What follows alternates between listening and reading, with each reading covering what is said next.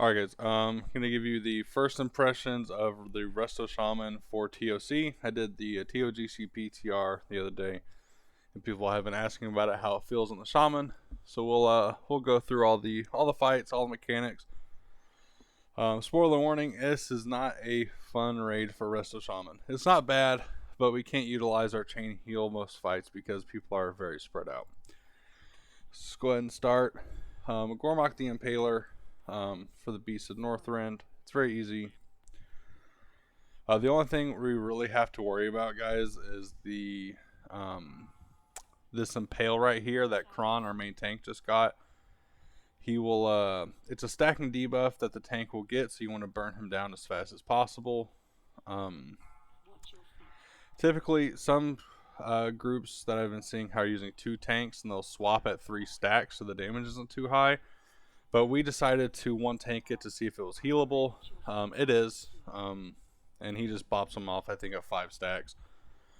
Not a lot of chain heal going on here. It's mainly just tank healing.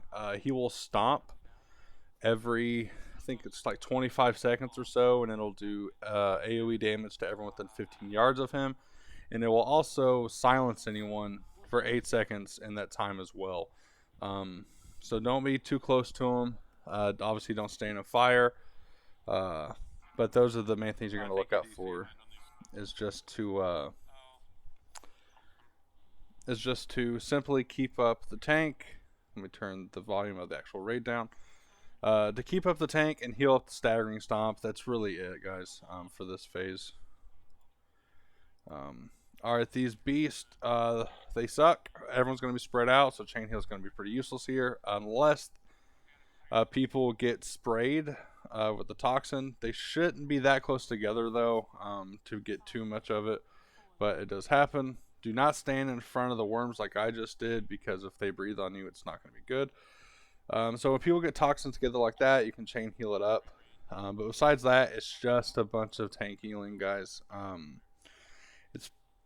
It's really, like, it's very hard to utilize chain heal, I think, if your raid is positioned correctly. It's pretty self-explanatory. If you get the toxin, run to the tank with the fire buff and you get it off of you. Don't stand in front of the worm as they're casting the stuff. As you can see from my weak aura that is showing how many chain heal targets I'm hitting per cast. It's not a whole lot. So chain heal during this first encounter is not you're not going to be using it too much. And then once these die, beast comes out, and this is even less fun for us because really nothing happens. This is all in the DPS to burn the boss once he hits the deal. Make sure that the healers our tank taunted right there. Now I think he intervened our tank, so the tank dropped below him. I think that's what happened.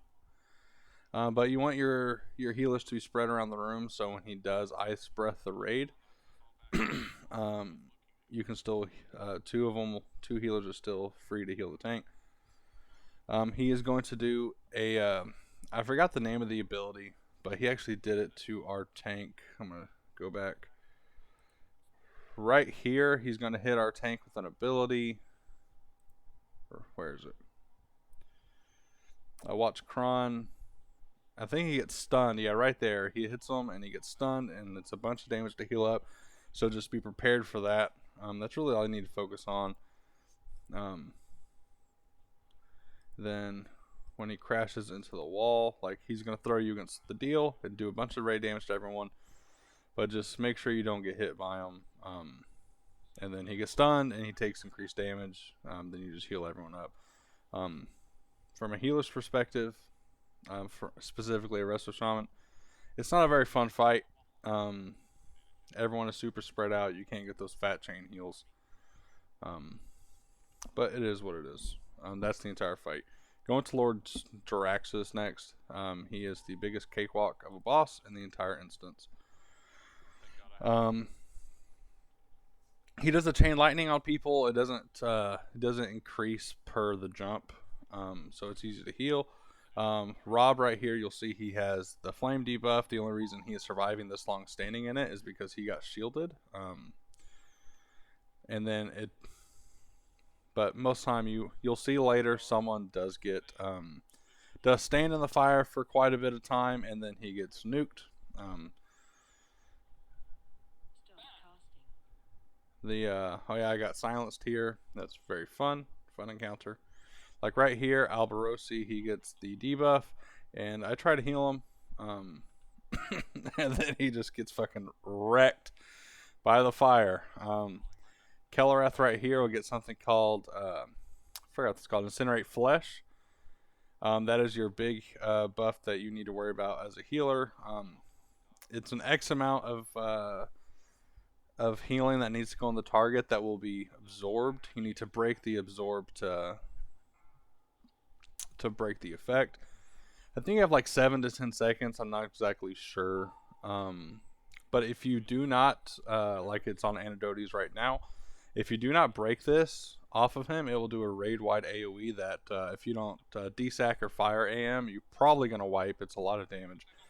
But between yourself and the Holy Paladin, just a couple heals should be fine. When there are volcanoes up and there are the mistresses, there's going to be quite a bit of raid damage, as you see right now, but not too bad.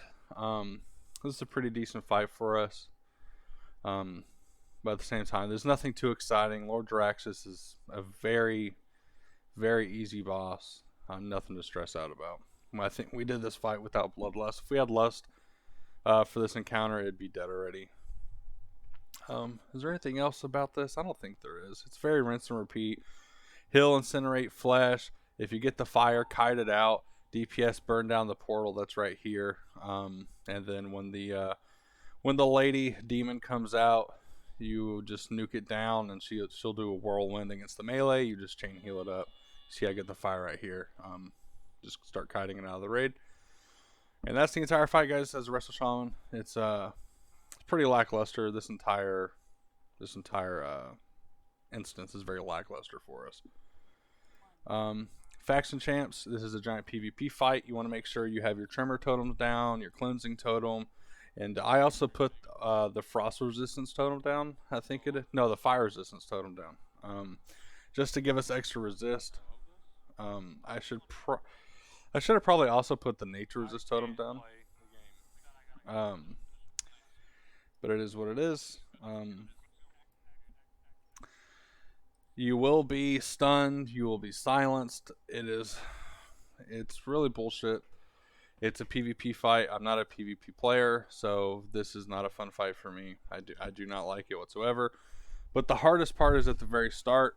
Typically, chain healing will work because a lot of people are going to be taking damage, but you are going to have clutch times to use Healing Wave and Lesser Healing Wave to save people that are getting nuked down, because sometimes, I know specifically here, one of our guys was targeted by the Death Knight and the Enhancement Shaman at the same time, and they literally got globaled.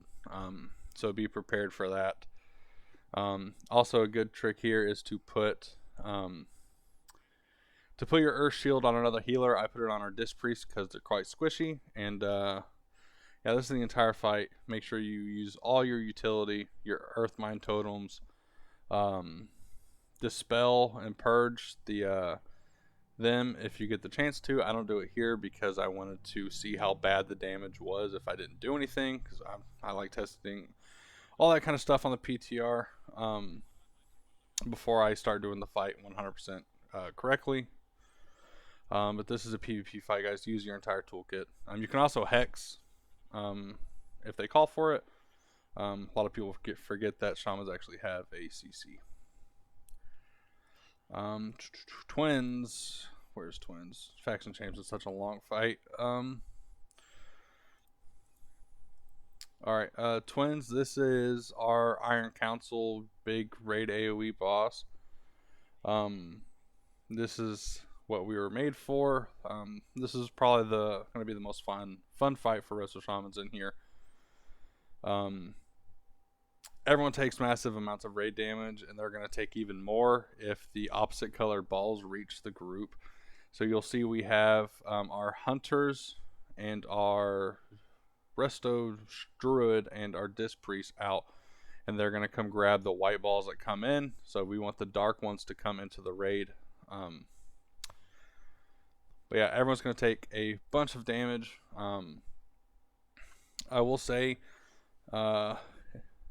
the soakers outside, so you'll see on the raid frames right here, the Resto Druid, the Hunters, and the Disc Priest, you'll see that they have the opposite colors as us. If you chain heal them, the chain will not bounce, so it's a little grief to chain heal them. Need to figure out a good way to keep them topped without me having to peel off of them, or having the Resto Shaman period peel off to heal them, because you want to be chain healing the raid constantly. But we'll figure out a good way to do that.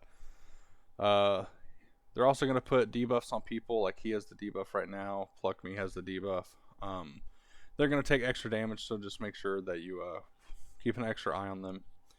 But yeah, this is going to be your most fun fight. You're going to pump out a bunch of HPS.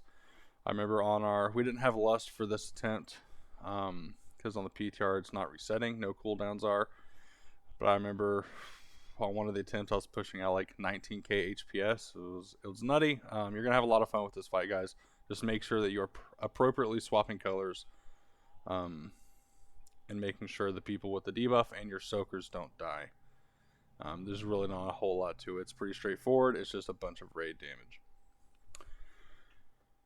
damage. Going into Anub. Anub is pretty shit. It's a lot of tank damage. So Kron, Pole, and Darm are paladins and warrior in group 1.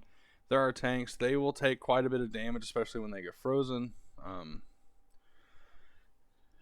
You're going to be basically a tank healer this fight, because there's not a lot of raid damage that goes out. This is pretty much all of phase 1. Penetrating Cold will come out. You'll see they have it. It does about 6k damage before mitigation, every 3 seconds. So you just need to make sure you heal them up. A lot of times they're pretty spread out, so chain healing is not optimal, although you can. And the tanks get a stacking debuff that increases their physical damage taken. Also, when these ads come out, guys, apparently on the PTR there's some bug where the healer threat is a lot more than it should be. So you might have to ask for a salve. I know I got clapped a couple times just because I had an astronomical amount of threat. It wasn't a tank issue. I play with very good tanks. It was just something's buggy with the healer threat on the noob at the moment. Phase 2, you'll see, or the burrow phase. Just be mindful of the spikes and where they're coming out. If you get chased, make sure you chase it onto the appropriate patches. Don't put them on the patches up here. This is going to be the most...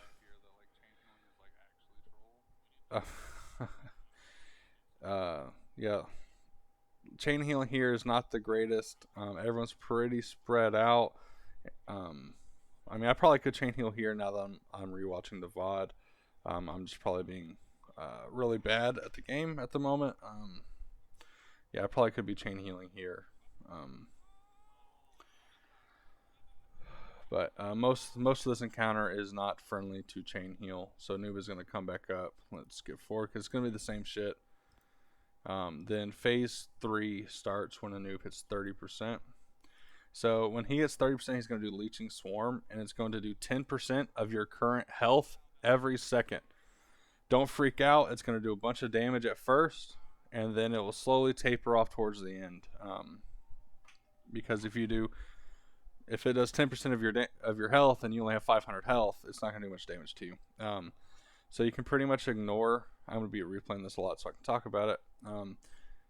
We are completely fine in this group. My healing stream totem will keep us alive. Pretty much the same thing in here, and typically here as well because there's a Shadow Priest. And the melee will be kept alive through Judgment of Wisdom or Judgment of Light.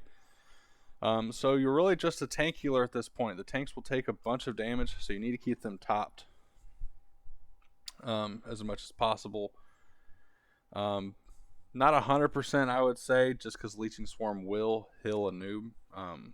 That is the mechanic. The health that he drains from us during the Leeching Swarm will heal him.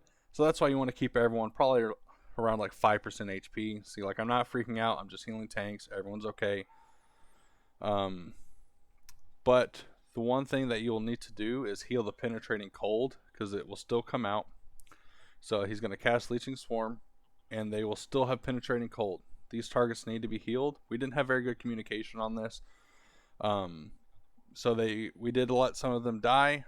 Like Pluck Me here, I'm going to try to heal him here, and I get to heal off, but he still dies.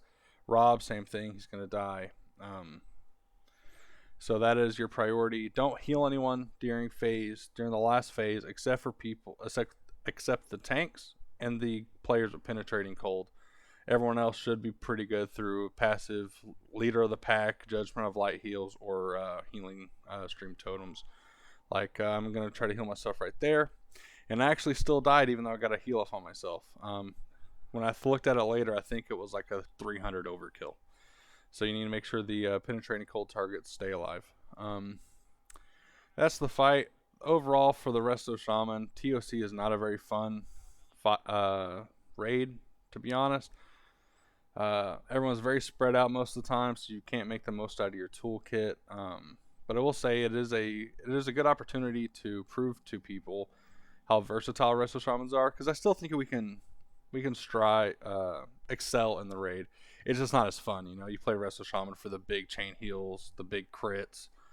But yeah, this is my first impression of TOC. We're gonna go back into the PTR, I think, next week. Just replaying when I die. I'm such a good player. Yeah, we'll go back into TOC in a couple weeks, and I'll be streaming that as well. A link to the stream will be in my bio.